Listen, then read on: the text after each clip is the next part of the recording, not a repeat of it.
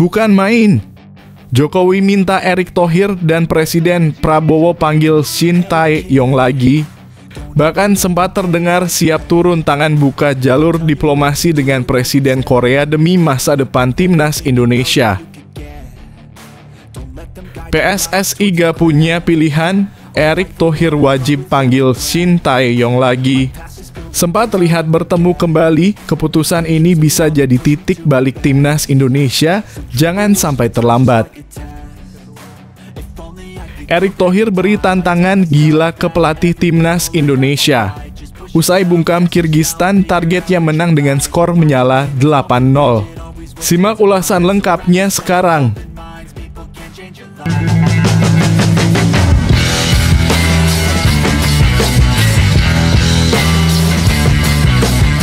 Sebelum kita lanjut ke berita terlengkapnya, alangkah mulianya bagi kalian untuk tekan tombol like dan yang belum subscribe, tolong subscribe channel ini. Bukan main. Jokowi minta Erick Thohir dan Presiden Prabowo panggil Shin Tae-yong lagi. Bahkan sempat terdengar siap turun tangan buka jalur diplomasi dengan Presiden Korea demi masa depan timnas Indonesia. Sebuah kabar menarik tengah berembus kencang di kalangan pengamat sepak bola nasional. Mantan Presiden Republik Indonesia, Joko Widodo, disebut-sebut telah menyuarakan harapannya agar Ketua Umum PSSI Erick Thohir dan Presiden terpilih Prabowo Subianto segera memanggil kembali Shin Tae-yong untuk melatih timnas Indonesia. Isu ini mencuat di tengah persiapan Indonesia menghadapi babak keempat kualifikasi Piala Dunia 2026 zona Asia. Meski belum ada pernyataan resmi, sejumlah sumber dalam lingkaran sepak bola nasional menyebut bahwa Jokowi menyampaikan harapan tersebut dalam sebuah pertemuan informal. Sosok Shin dianggap berhasil membawa timnas ke era baru, dan banyak pihak percaya bahwa hanya pelatih asal Korea Selatan itulah yang bisa mempertahankan momentum kemenangan Garuda dalam kualifikasi. Ketika Shin Tae-yong resmi berpisah dengan timnas pada Januari 2025, banyak pihak menyayangkan keputusan PSSI tersebut. Apalagi Shin telah membawa Indonesia mencetak sejarah lolos ke babak ketiga kualifikasi untuk pertama kalinya, bahkan meraih kemenangan mengejutkan atas Arab Saudi dengan skor 2-0. Bagi Jokowi, keberhasilan itu bukan sesuatu yang datang tiba-tiba, melainkan hasil dari proses yang dibangun selama lebih dari 4 tahun. Isyarat kedekatan Jokowi dengan Shin bukan hal baru. Dalam sejumlah kesempatan, mantan presiden yang dikenal gemar menonton langsung pertandingan timnas itu pernah mengatakan bahwa dirinya sangat senang dengan Coach Shin dan menilai pelatih tersebut sebagai sosok yang rendah hati dan mudah diajak diskusi.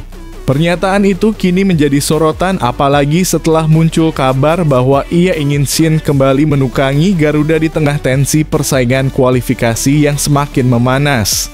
Di sisi lain, PSSI kini berada dalam posisi dilematis. Sejak kepergian Shin, kursi pelatih kepala telah diisi oleh Patrick Kluivert, legenda sepak bola Belanda yang ditunjuk untuk membawa semangat baru ke skuad merah putih.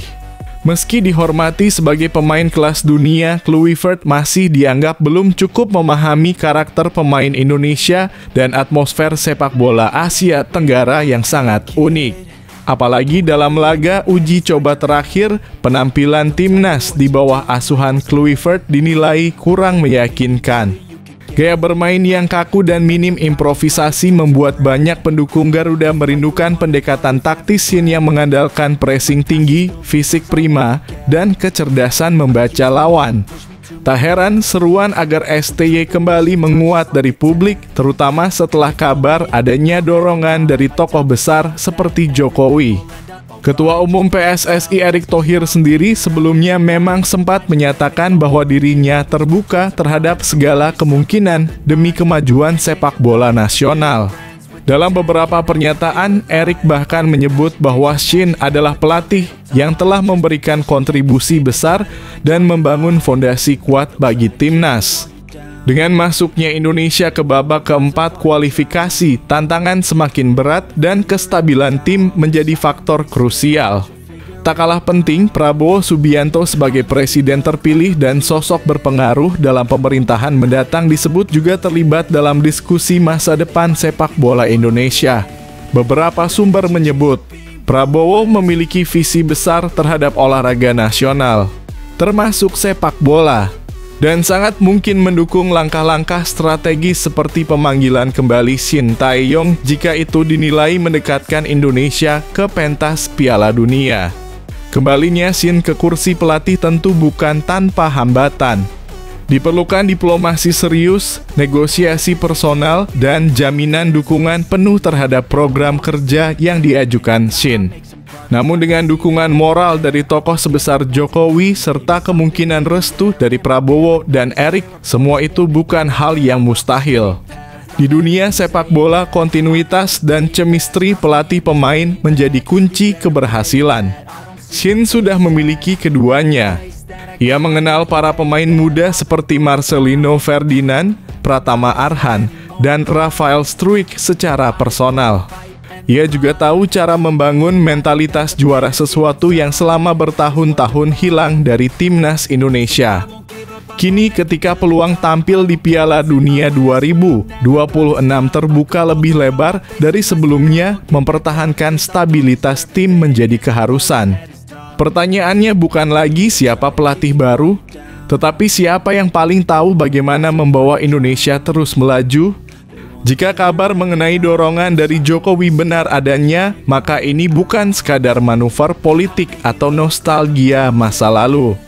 Ini adalah strategi realistis demi mimpi besar yang selama ini hanya menjadi angan melihat merah putih berkibar di Piala Dunia.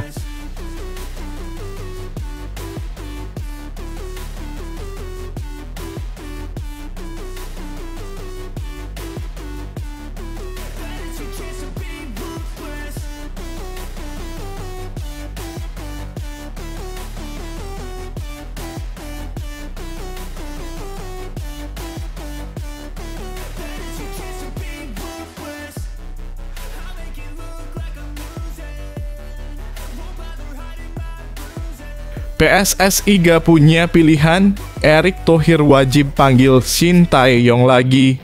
Sempat terlihat bertemu kembali, keputusan ini bisa jadi titik balik timnas Indonesia, jangan sampai terlambat.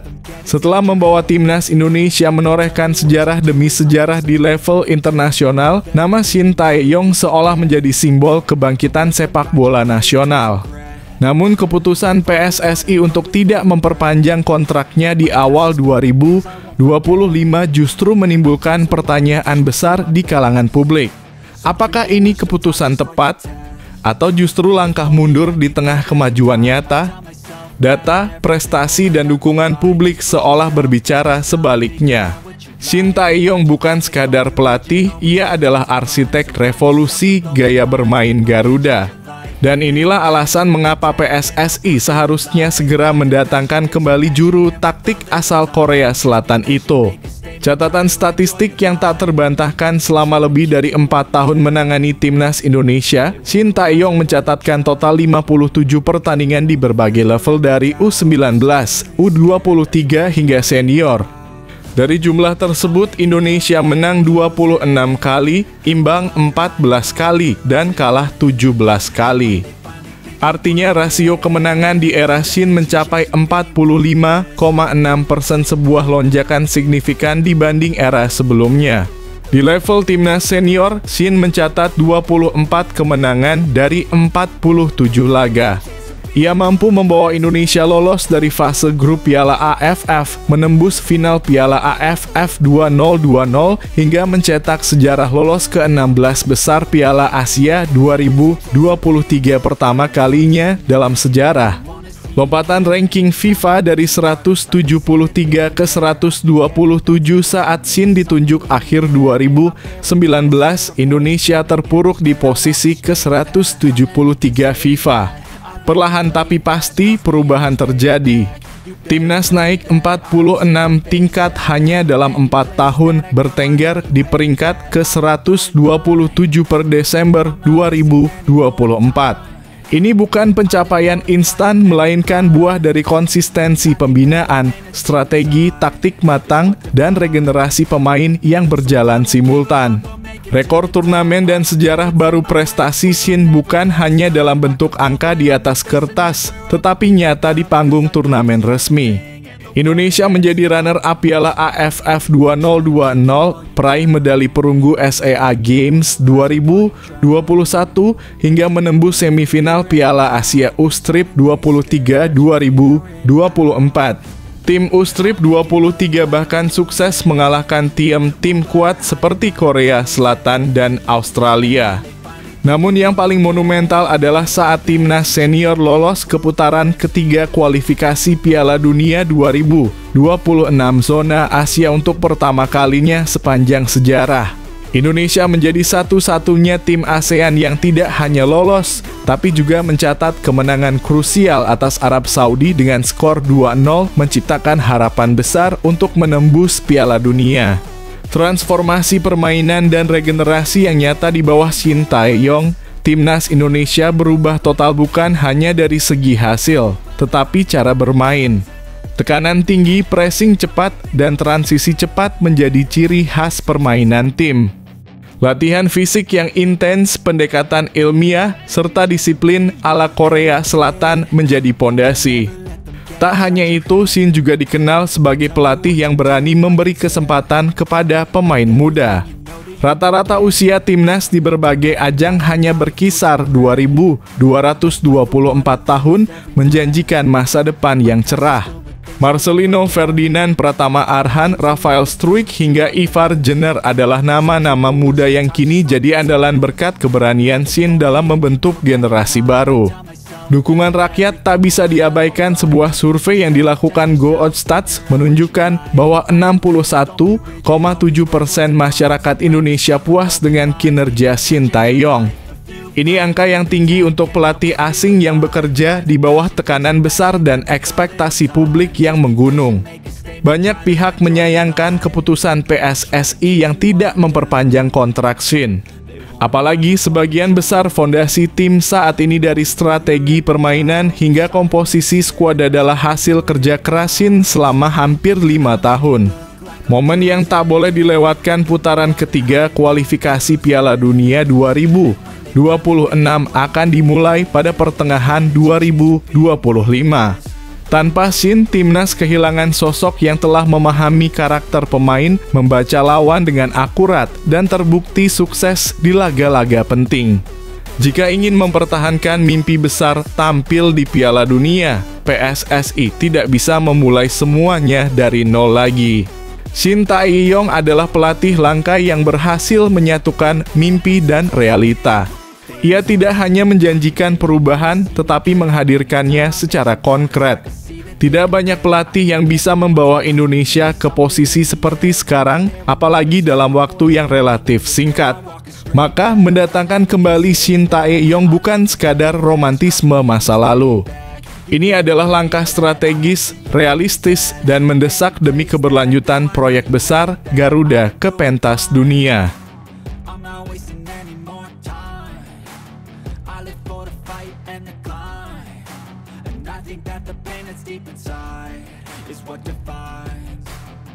So I won't give up, I'm gonna make it to the top. I don't care what's in my way, I swear I'm never gonna stop. I could fall flat on my face and I swear I will get back up. Cause I don't deserve a thing and the road ahead is tough.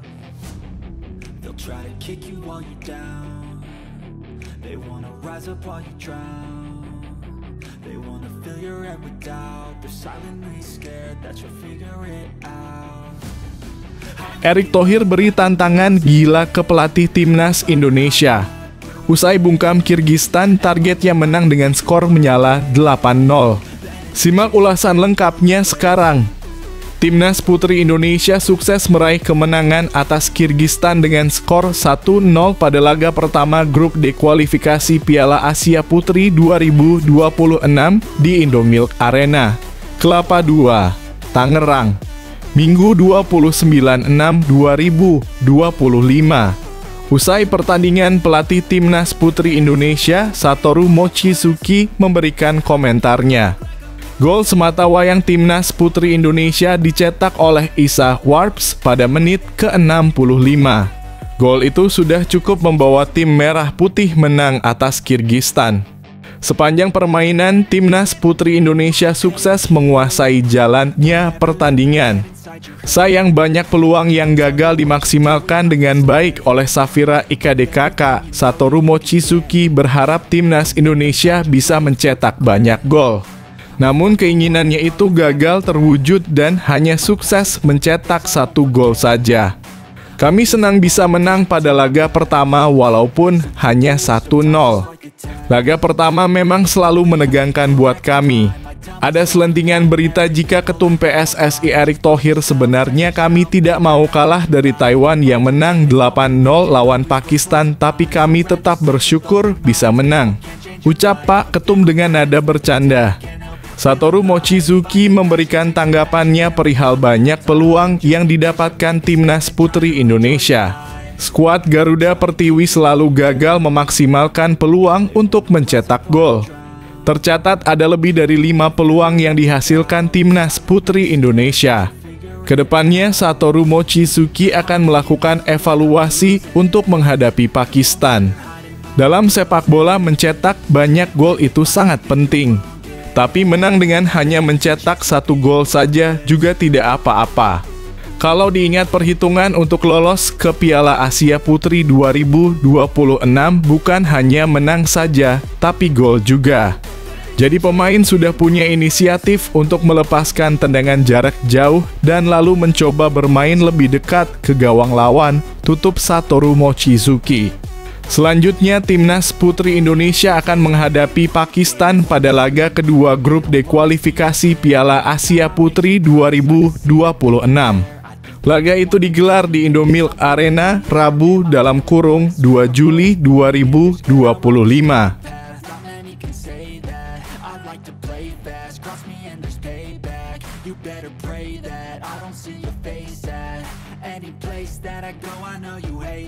I've been doing fine, I'm not wasting any more time. I live for the fight and the climb, and I think that the pain that's deep inside is what defines. So I won't give up, I'm gonna make it to the top. I don't care what's in my way, I swear I'm never gonna stop. I could fall flat on my face and I swear I will get back up, cause I don't deserve a thing and the road ahead is tough. They'll try to kick you while you're down. Top Marco top Arsenal siap bersaing dengan Tottenham untuk Eberechi Eze, winger timnas Inggris yang tengah bersinar. Kabar menarik datang dari Emirates Stadium.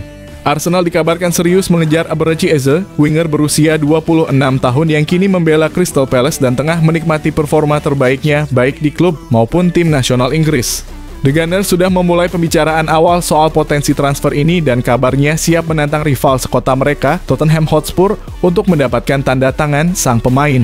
Meski klausul pelepasan Eze mencapai 68 juta, angka yang terbilang besar, Arsenal tampak sangat yakin dengan kualitas Eze yang sedang berada di puncak kariernya. Direktur olahraga Arsenal, Andrea Berta, juga tengah aktif menjalin komunikasi dengan agen, pemain, dan klub selama musim panas ini sebagai bagian dari strategi memperkuat sektor sayap tim. Namun, meskipun sudah ada diskusi awal, belum ada kepastian apakah Arsenal akan langsung mengaktifkan klausul tersebut. Selain Eze, klub London Utara ini juga menimbang opsi lain seperti Rodrigo Goes dari Real Madrid yang juga menarik perhatian tapi dengan tuntutan gaji yang cukup tinggi. Menurut kalian, bagaimana peluang Arsenal untuk mengamankan Eze? Apakah transfer ini akan jadi langkah tepat untuk memperkuat sayap Arsenal? Atau mereka harus cari opsi lain? Yuk, tulis pendapat kalian di kolom komentar. Use them all to push me to my best. So treat the worst of times just like a test. If only I could go back in time, I'd tell myself that everything will end up alright. Just push yourself, test yourself, figure out what you like, and find your limits, don't be rigid, always work towards a prime. Surround yourself with open minds, people can change your life. A few friends with intent can help you feel alive. Find a passion, take some action, and with a little time, just be patient, make a statement, try to enjoy your life. Daripada Victor Osimhen atau Victor Gyökeres, Arsenal mending buru striker buruan Liverpool ini karena sedang ganas-ganasnya. Arsenal memang sudah lama jadi sorotan karena belum punya striker kelas dunia yang benar-benar bisa diandalkan. Meski begitu, The Gunners selama ini lebih mengandalkan kolektivitas tim daripada mengandalkan sosok penyerang tunggal yang tajam. Namun musim 2024 hingga 2025 kemarin jadi bukti kalau strategi itu belum cukup. Arsenal lagi-lagi gagal meraih gelar juara, terutama setelah disingkirkan PSG di semifinal Liga Champions. Masalah lini depan juga semakin diperparah dengan badai cedera yang melanda sepanjang musim. Di tengah kabar buruan Arsenal yang kencang soal Victor Osimhen dalam kurung Napoli dan Victor Gyökeres dalam kurung Sporting CP, ada pendapat menarik dari legenda Arsenal William Gallas. Ia justru menyarankan agar klubnya tidak merekrut Osimhen atau Gyökeres. Menurut Gallas, kualitas Osimhen memang tak diragukan, tapi sikap temperamennya bisa berpotensi mengganggu keharmonisan ruang ganti Arsenal. Sedangkan Gyökeres, meski memiliki potensi, belum terbukti di Liga Inggris yang terkenal ketat dan kompetitif. Sebagai solusi, Gallas menyarankan Arsenal untuk mengalihkan target mereka ke Alexander Isak, striker Newcastle United yang kini sedang bersinar. Isak telah menunjukkan ketajaman luar biasa sejak bergabung dengan Newcastle pada 2022, terutama dalam kompetisi Liga Inggris. Bagaimana menurut kalian? Apakah Arsenal harus mendengarkan saran Gallas dan berburu Alexander Isak?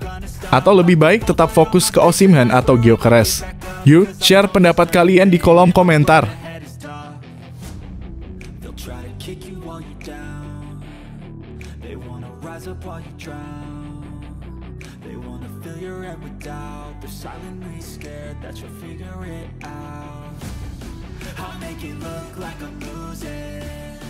Won't bother hiding my bruises. And when they finally think you're wounded, then it's your chance to be ruthless.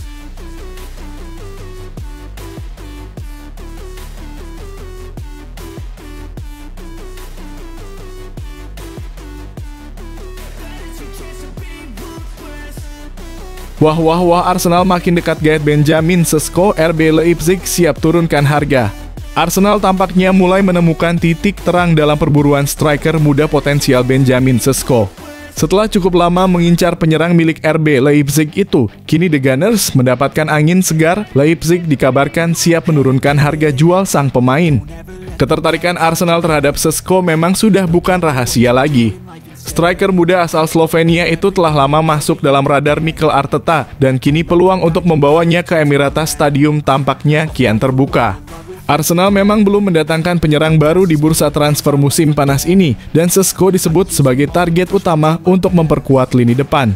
Setelah finish di posisi kedua Premier League dalam 3 musim terakhir, Arteta menyadari satu hal penting: tim ini butuh sosok ujung tombak yang tajam jika ingin benar-benar bersaing memperebutkan gelar musim depan. Menurut laporan media Jerman Bild, RB Leipzig mulai melunak. Dari yang sebelumnya mematok harga di kisaran 80 juta 100 juta dalam kurung sekitar 1,5 triliun rupiah, kini mereka dikabarkan bersedia melepas Sesko dengan harga sekitar 70 juta dalam kurung sekitar 1,3 triliun rupiah.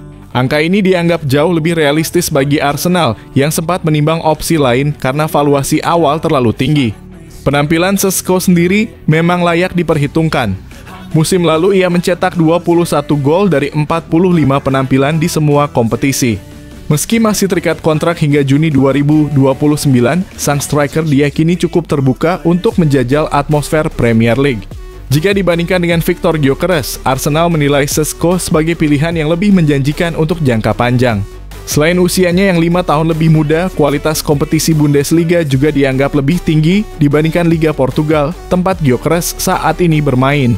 Nah, menurut kalian haruskah Arsenal tancap gas untuk segera amankan Benjamin Sesko? Apakah ini solusi terbaik untuk mengatasi problem lini depan? Yuk, sampaikan pendapatmu di kolom komentar.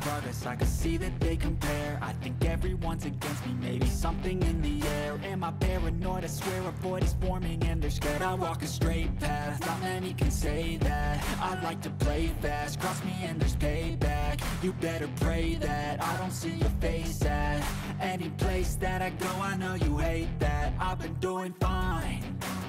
I'm not wasting any more time.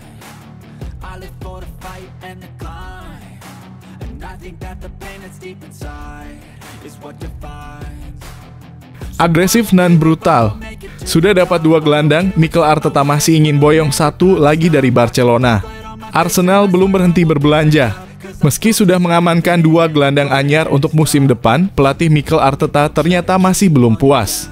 Ia dilaporkan meminta manajemen klub untuk menambah 1 gelandang lagi kali ini dari raksasa Spanyol, Barcelona. Kepergian Jorginho dan Thomas Partey musim panas ini membuat The Gunners harus bergerak cepat di bursa transfer. Jorginho telah resmi bergabung dengan Flamengo di Brasil, sementara Partey masih belum menemukan klub baru. Menyadari krisis kedalaman lini tengah, Arsenal langsung bertindak dan mencapai kesepakatan dengan 2 nama Martin Zubimendi dari Real Sociedad senilai 65 juta euro dan Christian Norgard dari Brentford senilai 11 juta euro. Transfer keduanya bahkan sudah dikonfirmasi oleh pakar transfer ternama Fabrizio Romano dengan cap khasnya "Here we go". Namun menurut laporan dari media Spanyol El Nacional, Arteta belum merasa lini tengahnya cukup solid.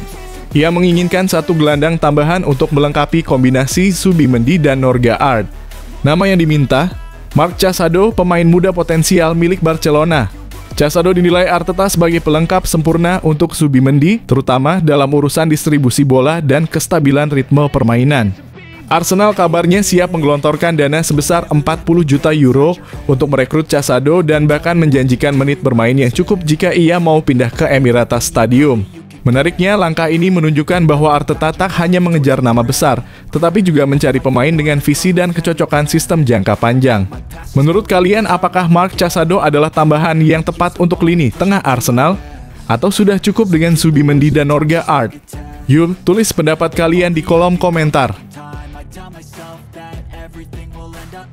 Just push yourself, test yourself, figure out what you like and find your limits, don't be rigid, always work towards a prime. Surround yourself with open minds, people can change your life. A few friends with intent can help you feel alive. Find a passion, take some action, and with a little time, just be patient, make a statement, try to enjoy your life. They'll try to kick you while you're down, they wanna rise up while you drown. They wanna fill your head with doubt, they're silently scared that you'll figure it out. I'll make it look like I'm losing, won't bother hiding my bruises. And when they finally think you're wounded. Girangnya Bernardo Silva didapuk jadi kapten Manchester City saat hajar Juventus di Piala Dunia antar klub. Bernardo Silva tengah menikmati momen spesial dalam kariernya. Pelatih legendaris Pep Guardiola memberikan kepercayaan besar kepadanya dengan menunjuknya sebagai kapten Manchester City dalam laga bergengsi menghadapi Juventus di Piala Dunia antar klub. Kepercayaan tersebut langsung membuahkan hasil manis. Bernardo Silva memimpin timnya meraih kemenangan spektakuler 5-2 atas Juventus. Tak heran jika Silva sangat bahagia dan merasa terhormat atas jabatan kapten ini. Dalam kurung menjadi kapten mungkin merupakan salah satu kehormatan terbesar dalam karier saya, ucap Bernardo Silva dalam pernyataan resmi klub Sabtu 28 Juni 2025. Dia juga menyebut ini akan menjadi musim ke-9-nya bersama City, mengingat perjalanan panjang dengan banyak momen fantastis sekaligus kekecewaan. Bagi Silva, tugas utama sebagai kapten adalah membantu dan membimbing rekan-rekannya di ruang ganti, terutama pemain muda. Semua pengalaman itu akan saya coba berikan kepada pemain yang lebih muda, tetapi kepemimpinan dalam tim bukan tentang satu orang saja, tambahnya dengan rendah hati. Menurut kamu, apakah Bernardo Silva sudah pantas jadi kapten permanen Man City? Bagaimana peran kepemimpinan bisa memengaruhi performa tim? Yuk bagikan opini kamu di kolom komentar.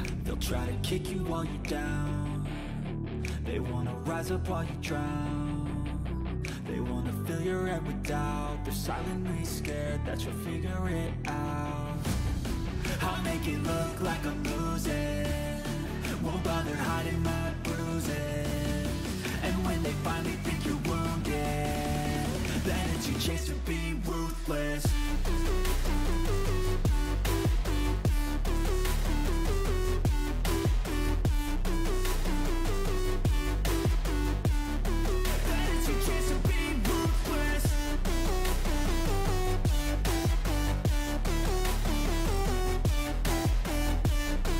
Belum berhenti belanja, Liverpool resmi rekrut kiper Freddie Woodman. Aktif di bursa transfer musim panas 2025, Liverpool kembali membuat kejutan dengan meresmikan kedatangan Freddie Woodman, penjaga gawang berusia 28 tahun dari Preston North End. Kontrak Woodman bersama Preston akan habis akhir bulan ini dan ia pun bergabung secara gratis ke Anfield sebagai kiper ketiga, berada di belakang Alisson Becker dan rekrutan anyar Giorgi Mamardashvili. Woodman bukan nama asing di sepak bola Inggris. Mantan kiper timnas Inggris U-Strip 21 ini membawa banyak pengalaman dan nilai strategis. Selain memperkuat kedalaman skuad di sektor penjaga gawang, kehadirannya juga membantu Liverpool memenuhi kuota pemain homegrown yang menjadi syarat penting dalam kompetisi seperti Premier League dan Liga Champions. Sementara itu, Giorgi Mamardashvili resmi didatangkan dari Valencia melengkapi lini penjaga gawang setelah Chawim Hinckley hengkang ke Brentford dalam transfer senilai 18 juta. Lahir di London, Woodman memulai kariernya di Akademi Crystal Palace sebelum pindah ke Newcastle United pada 2013. Meski hanya tampil 9 kali untuk The Magpies, ia menjalani masa peminjaman ke klub-klub seperti Swansea City, Bournemouth, dan Aberdeen sebelum akhirnya memperkuat Preston sejak 2022. Di sana, ia menjadi kiper utama selama 3 musim terakhir dan tampil konsisten. Dengan pengalaman di berbagai level kompetisi Inggris, Woodman dipandang sebagai opsi solid dan aman untuk memperkuat posisi penjaga gawang Liverpool. Nah, bagaimana pendapat kalian soal perekrutan Freddie Woodman ini? Apakah langkah ini cerdas dari Liverpool? Yuk diskusikan di kolom komentar.